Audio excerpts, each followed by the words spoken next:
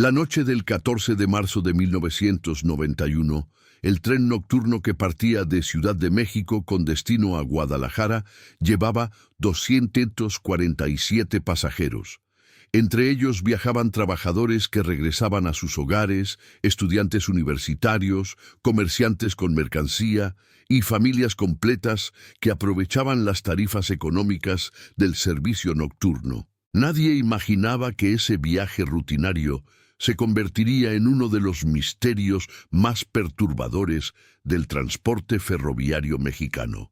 A las 2:37 de la madrugada, según los registros oficiales de Ferrocarriles Nacionales de México, el tren simplemente dejó de existir. No hubo llamadas de emergencia, no se reportaron accidentes, no hubo señales de descarrilamiento. El convoy, con sus 12 vagones y locomotora, se desvaneció entre la estación de Querétaro y Irapuato, en un tramo de vía que había operado sin incidentes durante décadas.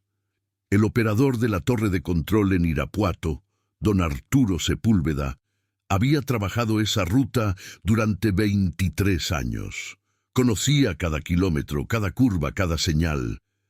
Cuando el tren no llegó a su punto de control programado, inicialmente pensó en un retraso mecánico menor, pero cuando intentó establecer comunicación por radio y solo obtuvo silencio, supo que algo andaba terriblemente mal. A las 3:15 de la madrugada activó el protocolo de emergencia.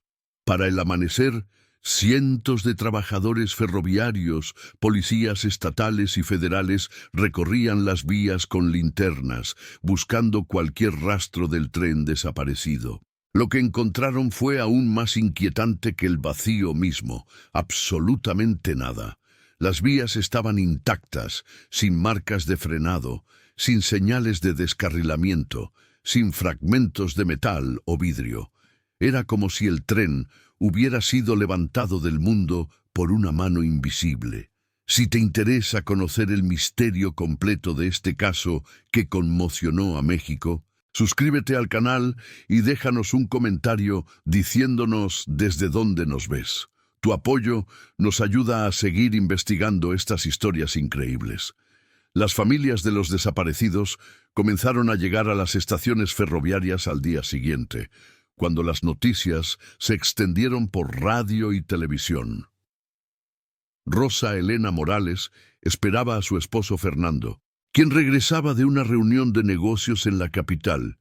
Llevaba a sus 2 hijas pequeñas, Daniela de 7 años y Lucía de 5, vestidas con sus mejores ropas para recibir a su padre. Cuando un empleado ferroviario le informó que el tren había desaparecido, Rosa Elena creyó que era una broma de mal gusto. «Los trenes no desaparecen», le dijo al hombre, con una mezcla de confusión e indignación. «Debe haber un error en los registros. Mi esposo está en ese tren. Llegará pronto». Pero las horas pasaron y la verdad ineludible comenzó a asentarse como una piedra fría en su estómago. Su esposo, junto con 246 personas más, había desaparecido sin dejar rastro. Las autoridades establecieron un centro de crisis en las oficinas centrales de Ferrocarriles Nacionales. El ingeniero Héctor Guzmán Ríos, director regional de operaciones, enfrentaba el caso más inexplicable de su carrera de 30 años en el sistema ferroviario. Ordenó inspecciones exhaustivas de cada kilómetro de vía entre las 2 estaciones. Movilizó helicópteros para sobrevolar la ruta. Envió equipos de buzos a revisar cada puente que cruzaba ríos o barrancas, pensando que quizás el tren había caído al agua. Revisaron túneles, desvíos abandonados y ramales industriales que ya no se usaban. La búsqueda se extendió por semanas, luego meses. Los perros rastreadores no encontraron olor humano. Los detectores de metal no registraron grandes masas metálicas enterradas o sumergidas. Era como si 247 personas y un tren completo se hubieran disuelto en el aire nocturno del altiplano mexicano. Los medios de comunicación se apoderaron del caso inmediatamente. Los periódicos nacionales publicaban titulares sensacionalistas cada día. El tren fantasma de México, proclamaba la jornada. ¿Secuestro masivo o fenómeno inexplicable?, preguntaba Excelsior. Las teorías se multiplicaban como hongos después de la lluvia.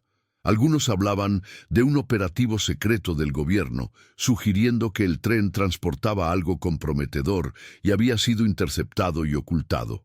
Otros mencionaban actividad del crimen organizado, aunque secuestrar un tren completo parecía logísticamente imposible sin dejar evidencia.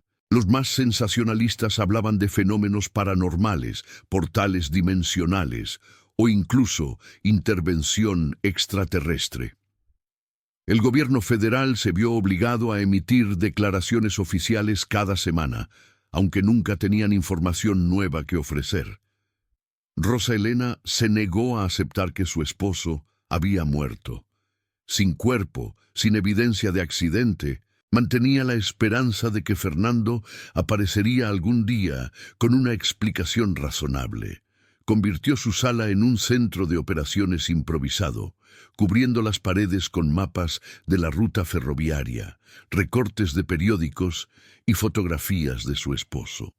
Cada mañana llamaba a las oficinas de Ferrocarriles Nacionales preguntando si había novedades. Cada tarde visitaba la estación local, como si su presencia constante pudiera de alguna manera materializar el tren perdido. Sus hijas aprendieron a vivir con la ausencia de su padre como una herida abierta que nunca sanaba completamente. Daniela desarrolló el hábito de dejar la luz del porche encendida todas las noches para que papá pueda encontrar el camino a casa cuando regrese. La investigación oficial duró 3 años. La Procuraduría General de la República asignó un equipo especial de investigadores que entrevistaron a centenares de testigos, revisaron miles de documentos y reconstruyeron los últimos momentos conocidos del tren con precisión forense. El último avistamiento confirmado fue en la estación de San Juan del Río, Querétaro, a las 1:47 de la madrugada. El jefe de estación, Ramiro Castañeda, recordaba perfectamente el paso del tren. Todo estaba normal, declaró en su testimonio oficial. Las luces funcionaban, no escuché sonidos inusuales del motor, y la velocidad era la correcta para ese tramo. Conté los vagones como siempre hago. 12 más la locomotora. El conductor me saludó con la bocina como era costumbre. 50 minutos después, simplemente ya no existía. Los ingenieros descartaron un descarrilamiento catastrófico. Un tren de ese tamaño y peso habría dejado evidencia física masiva: tierra removida, vegetación destruida, marcas profundas en el terreno. Descartaron también un incendio completo porque los restos metálicos de 12 vagones y una locomotora serían imposibles de ocultar. La teoría de un robo organizado también fue rechazada después de análisis detallados. Mover un tren completo a otro lugar requeriría grúas industriales enormes, camiones de transporte especializados y decenas de trabajadores. Alguien habría visto algo, alguien habría hablado. México en 1991 no era un país donde tal operación pudiera ejecutarse en secreto absoluto, especialmente no en una noche en una ruta tan transitada. Para 1994, la investigación se cerró oficialmente sin conclusiones. Los 247 pasajeros fueron declarados legalmente muertos. Las familias recibieron compensaciones mínimas del gobierno y de Ferrocarriles Nacionales, aunque ninguna cantidad de dinero podía sustituir a los seres queridos perdidos. Rosa Elena aceptó el pago solo porque lo necesitaba desesperadamente para mantener a sus hijas. El dinero le permitió pagar la escuela, comprar comida y evitar perder su casa. Pero cada peso gastado se sentía como una traición a Fernando, como si al aceptar el dinero estuviera aceptando también su muerte. Guardó los documentos de la compensación en una caja que escondió en el fondo de su armario, incapaz de mirarlos sin sentir una mezcla de rabia y culpa. Los años pasaron y el caso del tren desaparecido se convirtió en una leyenda urbana, algo que los abuelos contaban a los nietos en las noches oscuras. Algunos lo recordaban, la mayoría lo olvidó. La vida continuó su curso inexorable. Rosa Elena crió a sus hijas sola, trabajando doble turno en una maquiladora textil para darles una educación. Daniela y Lucía crecieron con el fantasma de su padre flotando perpetuamente en sus vidas, presente en su ausencia. En las fotos escolares, en las ceremonias de graduación, en los cumpleaños, siempre había un espacio vacío donde Fernando debería haber estado.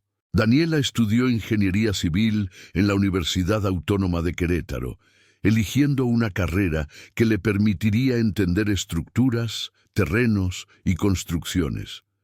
Lucía se hizo periodista de investigación, impulsada por un deseo profundo de descubrir verdades ocultas. En 2015, 24 años después de la desaparición, Daniela trabajaba para una empresa de construcción que había ganado un contrato gubernamental para modernizar la infraestructura ferroviaria en el corredor México-Guadalajara. El proyecto incluía la instalación de sensores sísmicos avanzados a lo largo de toda la ruta para detectar inestabilidades en el terreno que pudieran amenazar las vías. La tecnología había avanzado enormemente desde 1991. Los nuevos sensores podían crear mapas tridimensionales del subsuelo, revelando cavidades, túneles, depósitos minerales y cualquier anomalía geológica hasta profundidades de 50 metros. Para Daniela, este proyecto era más que un trabajo. Era una oportunidad para cerrar el capítulo más doloroso de su vida. Durante los primeros meses de instalación de sensores, los resultados fueron rutinarios. Los mapas mostraban exactamente lo que se esperaba: roca sedimentaria, capas de arcilla, sistemas de drenaje naturales y las fundaciones de viejos puentes abandonados. Daniela revisaba cada informe meticulosamente, buscando algo, cualquier cosa que pudiera explicar lo que había sucedido con su padre. Sus colegas pensaban que era excesivamente detallista, pero nadie cuestionaba la calidad de su trabajo. Estaba a punto de aceptar que nunca sabría la verdad cuando, en septiembre de 2015, un sensor instalado cerca del kilómetro 187 de la ruta, entre las poblaciones de San Miguel de Allende y Dolores Hidalgo, detectó una anomalía masiva en el subsuelo. El reporte llegó a su escritorio un martes por la tarde. Los datos mostraban una cavidad artificial enorme, aproximadamente a 12 metros bajo la superficie, con dimensiones que coincidían sorprendentemente con las de un túnel ferroviario. Pero según todos los mapas históricos, nunca había existido un túnel en esa ubicación. Daniela sintió que su corazón se detenía. Con manos temblorosas, amplió la imagen en su computadora. Las dimensiones de la cavidad eran precisas: 8 metros de ancho por 4, 2 metros de alto, extendiéndose en línea recta por aproximadamente 340 metros. Dentro de la cavidad, el sensor había detectado una masa metálica considerable con la forma y densidad consistentes con un tren. Daniela no le dijo nada a nadie inmediatamente. Necesitaba estar segura. Esa noche no durmió, revisando los datos una y otra vez, comparándolos con especificaciones técnicas de trenes de la época, consultando bases de datos geológicas. Al día siguiente, solicitó una segunda exploración con sensores más sensibles. Los nuevos datos confirmaron la presencia de la anomalía. No solo había una estructura metálica grande, sino múltiples objetos más pequeños, distribuidos a lo largo del túnel. Objetos del tamaño de cuerpos humanos. La realización la golpeó con una fuerza física. Después de 24 años, había encontrado a su padre. Pero informar su descubrimiento no fue sencillo. Daniela sabía que las implicaciones eran enormes y potencialmente explosivas. ¿Cómo había terminado un tren 12 metros bajo tierra? ¿Quién había construido ese túnel? ¿Por qué? Consultó con Lucía, quien ahora trabajaba como periodista de investigación para un periódico regional. Juntas decidieron que necesitaban más evidencia antes de hacer público el hallazgo. Lucía comenzó a investigar los archivos históricos de la zona, buscando registros de construcciones subterráneas, permisos de excavación, cualquier documento que explicara la existencia del túnel. Lo que descubrió la dejó sin aliento. En los archivos municipales de Dolores Hidalgo, Lucía encontró referencias a un proyecto de construcción iniciado en 1978 por una compañía llamada Infraestructura y Desarrollo del Bajío S.A. La empresa había recibido permisos para construir un sistema de túneles subterráneos que supuestamente serían utilizados para un proyecto de transporte de carga industrial.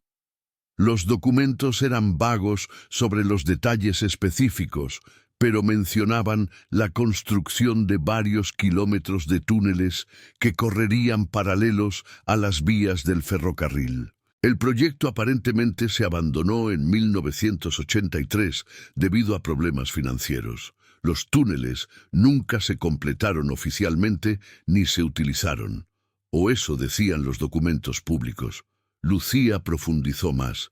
Descubrió que Infraestructura y Desarrollo del Bajío S.A.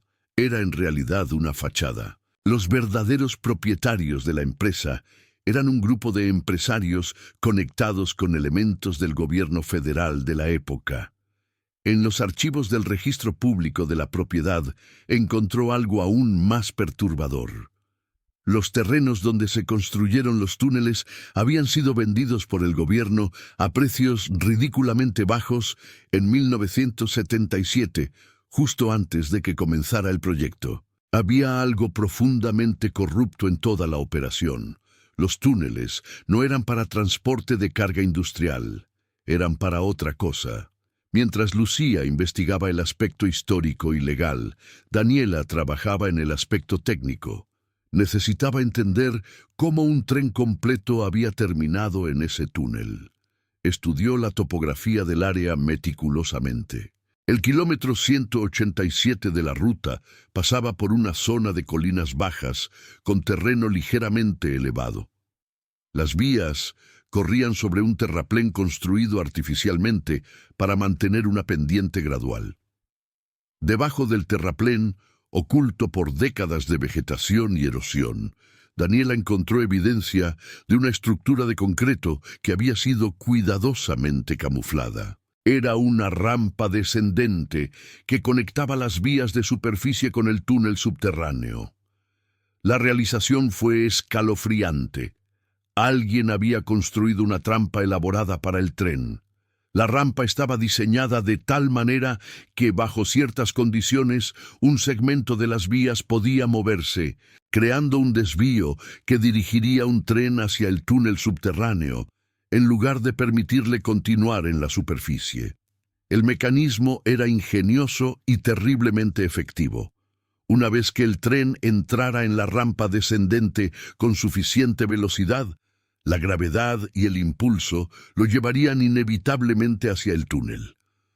No habría manera de detenerlo a tiempo. Los frenos del tren no serían suficientes para contrarrestar la pendiente empinada.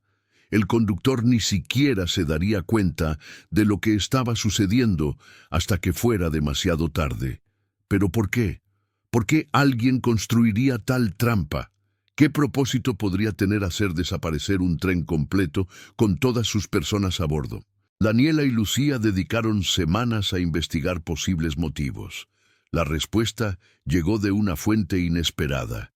Un exempleado de Ferrocarriles Nacionales que ahora vivía en un asilo de ancianos en Celaya. El hombre, Antonio Beltrán, tenía 82 años y una memoria sorprendentemente clara de los eventos de 1991. Cuando Lucía lo entrevistó, preguntándole sobre el tren desaparecido, Antonio se quedó en silencio por un largo momento. sus ojos nublados por cataratas, mirando a través de ella hacia el pasado. Yo sabía que algún día alguien vendría a preguntar, dijo finalmente Antonio con voz temblorosa. He guardado este secreto durante 32 años porque me amenazaron. Me dijeron que si hablaba matarían a mi familia, pero ya estoy viejo. Mis hijos están seguros, y el peso de este secreto es más de lo que puedo cargar hasta la tumba. Antonio había sido supervisor de mantenimiento en la zona del accidente. 2 semanas antes de que el tren desapareciera, recibió instrucciones inusuales de un oficial de alto rango de Ferrocarriles Nacionales. Le ordenaron realizar mantenimiento especial en un segmento específico de las vías cerca del kilómetro 187. El trabajo debía hacerse de noche, sin documentación oficial, y Antonio debía supervisar personalmente, sin involucrar a su equipo regular. Me llevaron al lugar, continuó Antonio, su voz apenas un susurro. Había hombres allí, no eran trabajadores ferroviarios. Parecían militares o algo así. Estaban ajustando algo en las vías, un mecanismo que nunca había visto antes. Me dijeron que era un sistema de seguridad nuevo, un desvío automático de emergencia en caso de que un tren perdiera los frenos en la bajada. Parecía razonable en ese momento. Esa zona tiene una pendiente ligera y siempre habíamos tenido preocupaciones sobre trenes que no podían frenar adecuadamente. Supervisé la instalación como me ordenaron. Nunca imaginé. Su voz se quebró. Nunca imaginé que lo usarían para asesinar a cientos de personas. Antonio explicó que el mecanismo estaba diseñado para activarse remotamente. Alguien con un transmisor podía hacer que un segmento de las vías se moviera, creando el desvío hacia el túnel.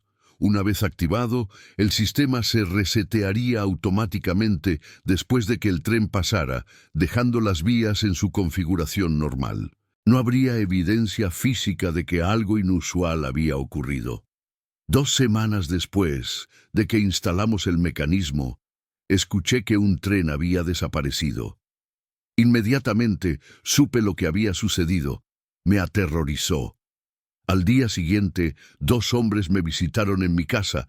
No dijeron sus nombres, solo me advirtieron que si hablaba con alguien sobre el trabajo que había hecho, mi esposa y mis 3 hijos sufrirían accidentes fatales. Les creí. Esos hombres tenían ojos de asesinos. Lucía grabó cada palabra de la entrevista con Antonio. Ahora tenía testimonio directo que conectaba la desaparición del tren con una conspiración deliberada. Pero aún faltaba la pieza más importante. ¿Quién había ordenado la operación y por qué? La respuesta a esa pregunta requería investigación adicional en archivos gubernamentales que no eran de acceso público. Lucía contactó a un amigo periodista en Ciudad de México que tenía conexiones en el gobierno. Le llevó 3 meses, pero finalmente obtuvo acceso a documentos clasificados del año 1991 relacionados con operaciones de seguridad nacional. Lo que encontró era una red de corrupción y conspiración que se extendía hasta los niveles más altos del gobierno de ese tiempo. En marzo de 1991, el tren nocturno no solo transportaba pasajeros ordinarios. En el vagón número 6 viajaba una carga especial. Documentos financieros y evidencia física de un esquema masivo de desviación de fondos públicos que involucraba a funcionarios gubernamentales de alto nivel y empresarios poderosos. Un contador del gobierno llamado Miguel Ángel Pedraza había recopilado evidencia de malversación de fondos por más de 200 millones de pesos. La evidencia incluía documentos bancarios, contratos fraudulentos, grabaciones de conversaciones y fotografías comprometedoras. Pedraza planeaba entregar toda la evidencia a fiscales federales en Guadalajara. Los conspiradores descubrieron el plan de Pedraza días antes de que abordara el tren. No podían permitir que la evidencia llegara a su destino, pero simplemente matar a Pedraza y robar los documentos habría llamado demasiada atención. Necesitaban algo más definitivo, algo que eliminara no solo la evidencia, sino también cualquier testigo que pudiera saber algo. La solución fue diabólicamente simple: hacer desaparecer el tren completo. Si no había tren, no había evidencia, no había testigos y no había crimen que investigar. Era el asesinato perfecto multiplicado por 247. Daniela y Lucía ahora entendían toda la historia. Pero probar sus hallazgos ante el mundo requería más que documentos y testimonios. Necesitaban evidencia física del tren enterrado. En enero de 2016, Daniela presentó oficialmente sus descubrimientos a su compañía y a las autoridades gubernamentales. La respuesta inicial fue de escepticismo. La idea de que un tren completo había estado enterrado bajo tierra durante 25 años parecía absurda. Pero los datos de los sensores eran irrefutables. Bajo presión pública amplificada por los artículos de Lucía que comenzaron a publicarse en periódicos nacionales, el gobierno federal finalmente autorizó una excavación exploratoria. El 15 de marzo de 2016, exactamente 25 años y un día después de la desaparición del tren, comenzó la excavación. Cientos de trabajadores, ingenieros y funcionarios gubernamentales se reunieron en el sitio. Equipos de excavación pesados removieron toneladas de tierra y roca. La operación fue transmitida en vivo por canales de televisión nacionales. Rosa Elena, ahora de 63 años, estaba allí con sus 2 hijas. Había esperado este momento durante un cuarto de siglo. Cuando las excavadoras finalmente rompieron a través de la capa superior del túnel oculto, revelando oscuridad más allá, Rosa Elena sintió sus piernas flaquear. Daniela y Lucía la sostuvieron, las 3 mujeres llorando abiertamente. Los ingenieros instalaron iluminación en el túnel y un equipo de rescate descendió con cámaras. Lo que encontraron confirmó la peor pesadilla de todos. El tren estaba allí, perfectamente preservado en la oscuridad seca del túnel. Los 12 vagones y la locomotora permanecían intactos, cubiertos por una capa fina de polvo. Las ventanas estaban rotas en algunos lugares, pero la estructura general del tren se había mantenido notablemente bien. El equipo de rescate avanzó cuidadosamente a través de los vagones, documentando cada detalle. En el interior encontraron equipaje, bolsos, periódicos fechados en marzo de 1991 y los restos esqueléticos de 247 personas que habían muerto atrapadas en la oscuridad subterránea. La escena dentro del tren contaba una historia desgarradora. La evidencia forense sugirió que muchos pasajeros habían sobrevivido al impacto inicial del tren entrando al túnel y descendiendo la rampa empinada. Pero el túnel había sido sellado inmediatamente después, probablemente con explosivos que colapsaron la entrada. Los pasajeros se encontraron atrapados en la oscuridad total, sin manera de escapar. Algunos habían intentado romper las ventanas y puertas, otros habían escrito mensajes de despedida en las paredes de los vagones o en pedazos de papel que encontraron en sus bolsos. Los mensajes eran devastadores. Dile a mi familia que los amo. Perdónenme por no regresar a casa. Fernando Morales. Rosa Elena leyó el mensaje de su esposo a través de lágrimas que no podía controlar. Fernando había pensado en ella y en sus hijas en sus últimos momentos. Había escrito esas palabras sabiendo que moriría allí, esperando contra toda esperanza que alguien, algún día, las encontraría. Daniela encontró una pequeña libreta en el bolsillo de la chaqueta de su padre. Dentro había dibujado retratos rudimentarios de ella y de Lucía, hechos de memoria en la oscuridad.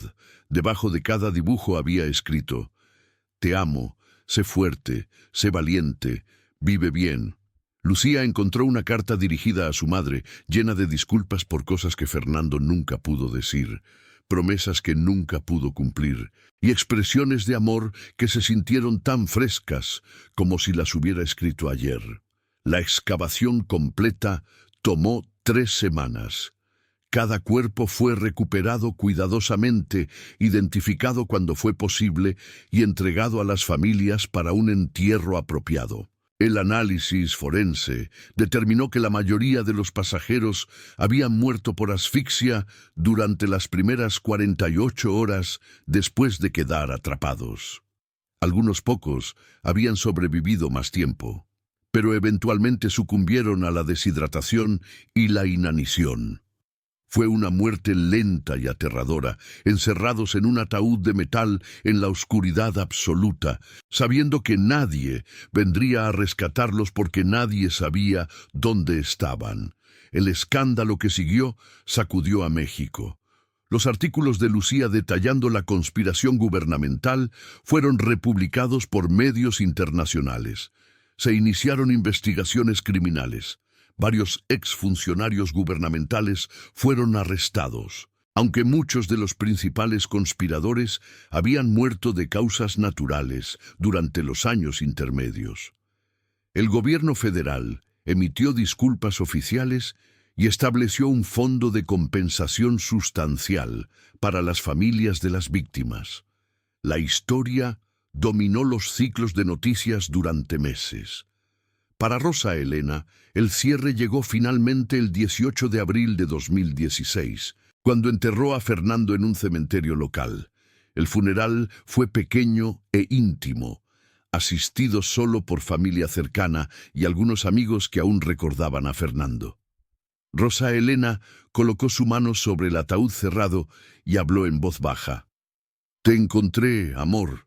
Te traje a casa como prometí. Ahora puedes descansar». Daniela y Lucía se quedaron a cada lado de su madre, formando un círculo de fortaleza femenina forjada a través de décadas de dolor y perseverancia. Habían perdido a su padre cuando eran niñas, pero lo habían encontrado como mujeres adultas, dándole la paz que merecía. Los meses siguientes fueron de sanación gradual.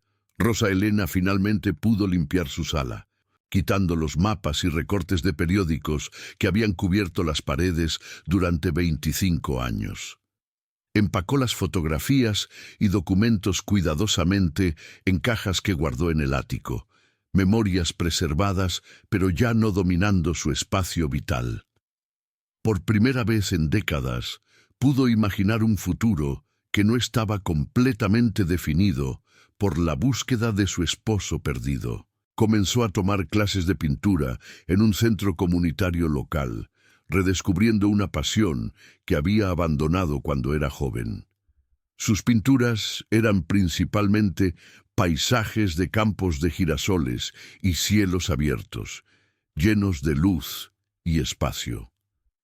Daniela continuó trabajando en ingeniería civil, pero cambió su enfoque hacia proyectos de infraestructura pública que mejoraran la seguridad y transparencia en el transporte. Se convirtió en una defensora vocal de regulaciones más estrictas y supervisión independiente de proyectos de construcción gubernamentales. Dio conferencias en universidades sobre la importancia de la ética profesional y el deber de los ingenieros de proteger al público. Su historia personal le daba una credibilidad y pasión que resonaba con estudiantes y profesionales por igual. Lucía escribió un libro sobre el caso del tren desaparecido titulado Bajo Tierra, la verdad del tren fantasma de 1991. El libro fue un bestseller nacional, ganó premios de periodismo de investigación y fue eventualmente adaptado en un documental que se proyectó en festivales de cine internacionales. Lucía usó las ganancias del libro para establecer una fundación dedicada a ayudar a familias de personas desaparecidas en México. La fundación proporcionaba recursos legales, apoyo psicológico y asistencia en investigaciones privadas. En un país donde miles de personas desaparecen cada año, La fundación se convirtió en un faro de esperanza para familias desesperadas. El túnel donde había estado enterrado el tren fue finalmente sellado permanentemente en 2017, pero no antes de que se instalara un memorial en el sitio. El memorial consistía en una pared de granito negro con los nombres de las 247 víctimas grabados en oro. En la base había una placa con las palabras: en memoria de aquellos que desaparecieron en la noche del 14 de marzo de 1991. Nunca olvidados, finalmente encontrados, que descansen en paz. Las familias de las víctimas se reunían allí cada año en el aniversario de la desaparición, compartiendo historias de sus seres queridos, llorando juntas y encontrando consuelo en su comunidad compartida de pérdida y supervivencia. La revelación de la conspiración tuvo efectos más amplios en la sociedad mexicana.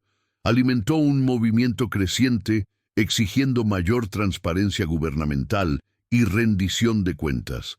Los ciudadanos comenzaron a cuestionar narrativas oficiales y exigir investigaciones independientes de incidentes sospechosos.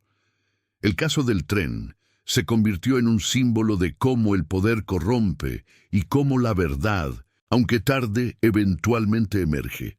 Inspiró a una nueva generación de periodistas, activistas y ciudadanos ordinarios a no aceptar mentiras oficiales sin cuestionamiento.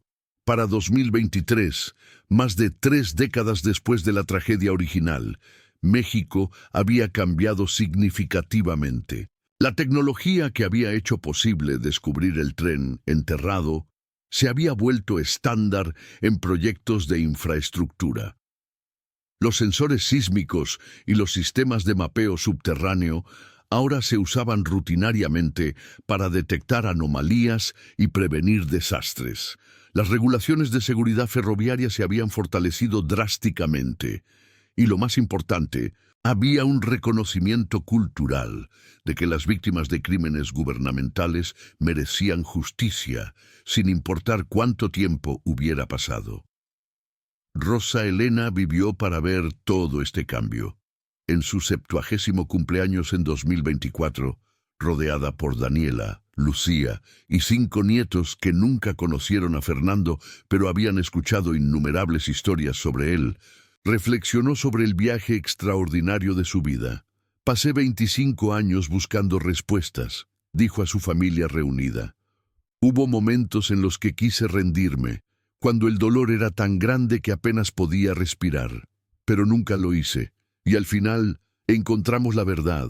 No trajo de vuelta a tu padre, a tu abuelo, nada puede hacer eso, pero nos dio paz, nos dio cierre, y nos dio un propósito que fue más grande que nuestro dolor individual. Daniela, ahora directora de una importante firma de ingeniería, había usado las lecciones de su experiencia para transformar la industria desde dentro. Lucía, reconocida como una de las periodistas de investigación más respetadas de México, continuaba descubriendo verdades difíciles y dándoles voz a los sin voz. Juntas habían convertido su tragedia personal en una fuerza para el cambio positivo.